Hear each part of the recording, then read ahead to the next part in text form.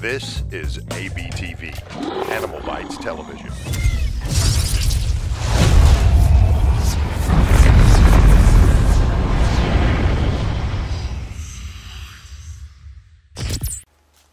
G'day and welcome to the bearded forest on top of the volcanic island of Santa Cruz in the Galapagos. Let's go and see what we can find.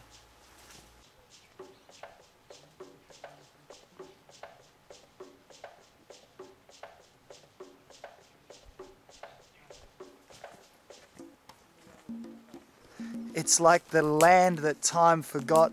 There's all these mosses and lichens on the trees, and it's very moist and misty, and you can see just the vegetation is just, it's different to anything else anywhere in the world.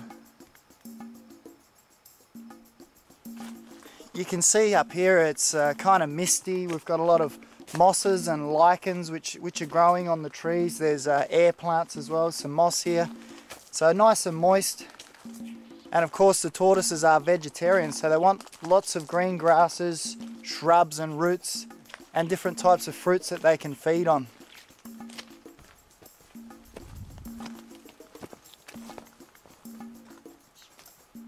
There's one over there.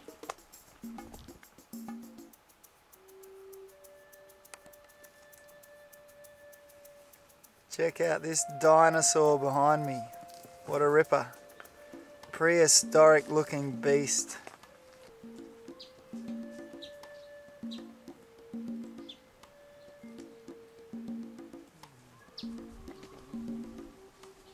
The breeding season starts around December, goes for around 4 months, and the females dig a hole and lay a clutch of up to 10 eggs, and they're about the size of a cricket ball, believe it or not. An interesting thing is, when they hatch out, up to 6 months later, the babies can take up to a month to dig their way out of the hole. So only the strong survive in this species. I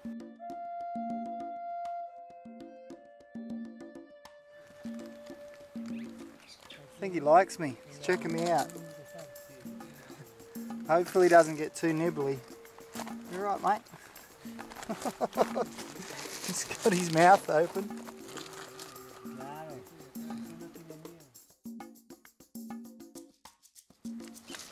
Are you smelling me? It's getting a bit close for comfort there. The Giant Galapagos Tortoise family comprises of 10 different subspecies with 14 separate populations on 6 of the larger islands in the archipelago, with more than 1 subspecies found on some of the larger islands. What a dinosaur!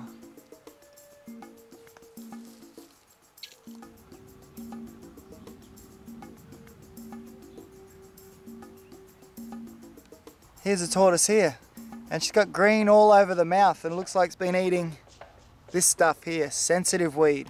Believe it or not, these giants can float, and it is believed that the first tortoises migrated from the mainland 2 to 3 million years ago on floating vegetation rafts or by floating on their own. Currently only 10 of the 12 species remain on 6 of the larger islands, ranging in status from vulnerable to critically endangered.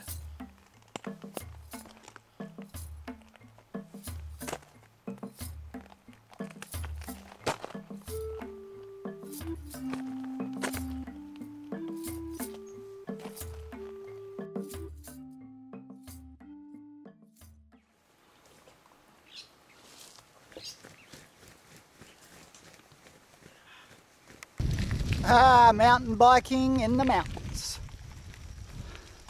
The uphill part is the hard bit.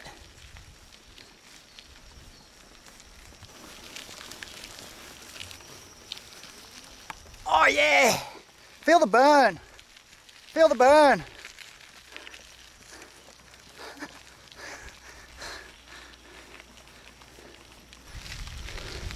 Tell you what, tracking down wildlife keeps you fit. Don't worry about that.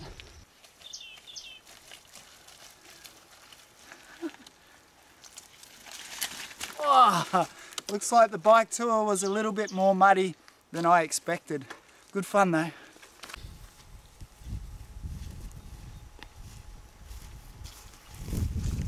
Look at this. This is a great place to find Galapagos tortoises. Big grazing pastures in the background here, and I can actually see a couple of humps down there in the distance.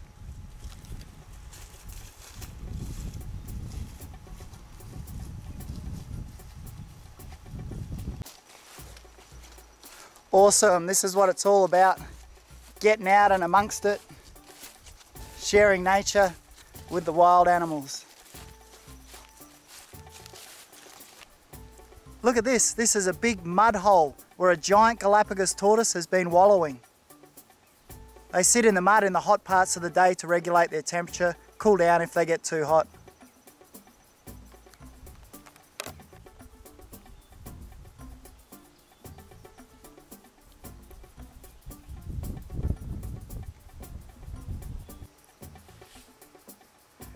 Here we are, check it out in the background. Giant Galapagos tortoises feeding on the grasslands. Believe it or not, they eat up to 30 kilos of vegetation every day. So they're busy eating, eating, eating. Awesome, look at the size of this. This is a Galapagos tortoise, the largest species of tortoise in the world. This guy here is a monster. He's about 1.5 meters round. Big dome, super hard shell, and the ribs are actually fused to the carapace. Now the males on the lower shell, the plastron, actually have a concave hump there which enables them to get on top of the females when it's mating time.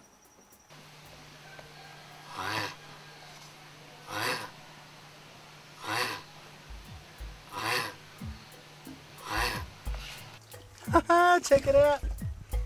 Big fella going into the mud.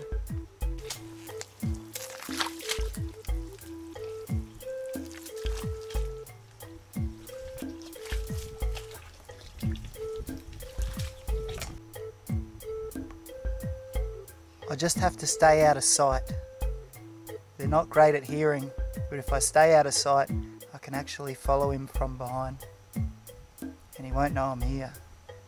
But if he sees me, he'll just drop down and pull his legs and his head into his shell.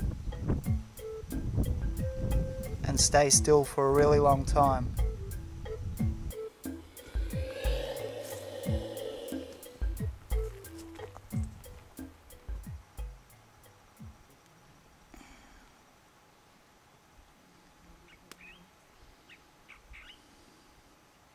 He's up here grazing in the highlands. He eats grasses, fruits, leaves, so they like their salad. What they'll also do is they'll migrate to different areas of the island depending on what grasses are in season. On the smaller islands, the tortoises are actually a bit smaller and they have a saddleback shaped shell. And they also have longer necks, which enables them to reach different types of vegetation. Up on the highlands here, they have more of a bulbous shell. Also with these dome-shaped shell tortoises, they're actually found in herds grazing together. They can live over 100 years of age, and the recorded one in captivity was actually 170 years old, so like a grandpa. Giant Galapagos tortoise numbers have been decimated over the years, being hunted by whalers, pirates and US and British Navy for their meat and oil. The giant tortoises were stored in vessels for long-term live food stores for months of seafaring at a time, until eventually eaten with the remains discarded overboard. The introduction of rats from ships on pins on island also triggered a catastrophic pathway to extinction for this island species. The rats successfully plundered all the nest sites, ate all the eggs, and also ate any baby tortoises for over 100 years. By the time conservationists acted on this issue, there were only about a dozen mature tortoises left from this species. Some of the eggs were harvested and incubated before the rats could destroy them. Then the tortoises were grown out to the age of 5 years old and returned to the island at a size where rats could not pose a threat to them. In 2012, the island was successfully eradicated from rats using poison, and finally in December 2014, new hatchling tortoises of this species were found on the island.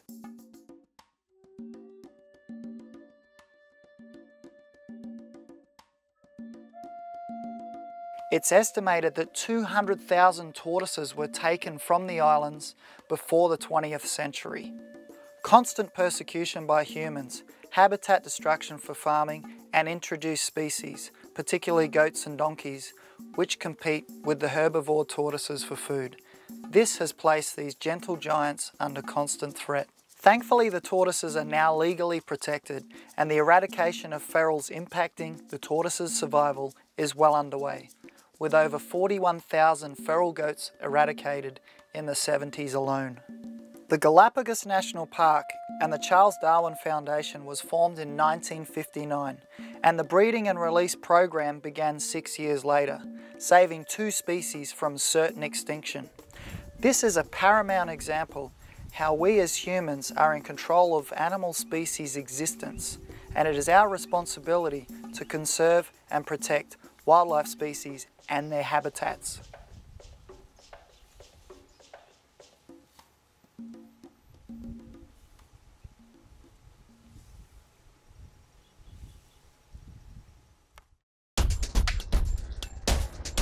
Thanks for watching. Let's help protect, look after, and promote Mother Nature together.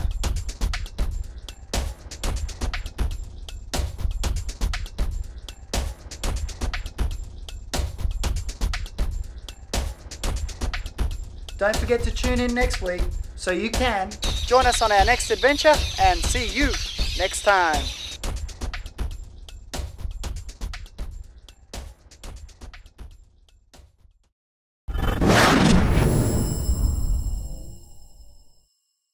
My name is Brian Barczyk. I've been working with exotic animals for over 25 years. I'm no zoologist, just a guy with a passion for animals. And that passion often takes me on animal adventures around the world. This is ABTV.